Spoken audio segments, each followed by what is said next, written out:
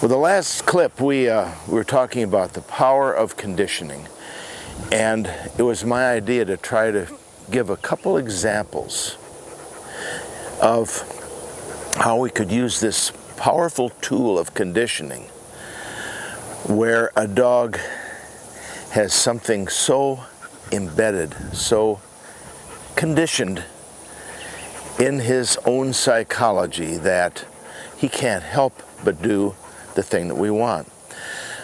So I'm going to use the example today of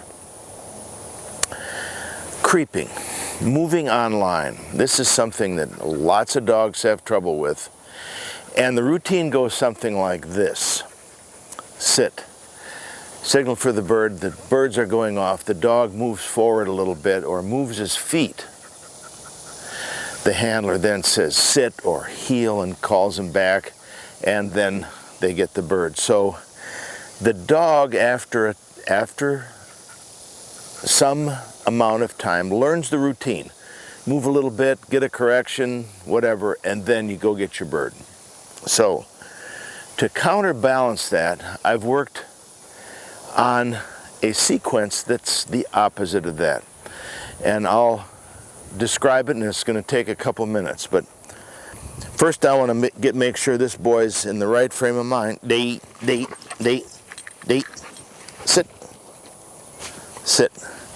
Okay, so what I want to teach, heel, is when I take a step forward, I want him to not move. I want him to stay seated, sit. So even when I'm silent, I want to be able to step forward, dog stays put. Step backward, the dog comes with me. Step forward, he stays put. Step backward, he comes with me.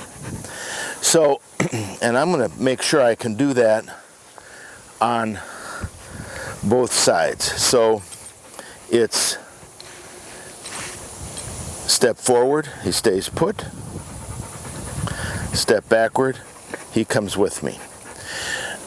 Now what I'm going to develop in Smoke is a situation where when I am about to send him on a retrieve, whether it's a hand thrown, whether it's a shot flyer, whether it's duck hunting, whatever it is, before he retrieves, I'm going to take a little step backwards, he's going to come with me, and then I'm going to send him. From either side, always, whether it's a hand thrown, whether I'm in the middle of a drill, whatever it is. So if I make a throw, before he goes, it's always this back. Good. Sit. Sit. A throw. Back. So instead of the natural tendency that most dogs have of taking a step forward, then being sent, I want Smoke to be in the habit, to be conditioned to take a step backwards and then retrieve.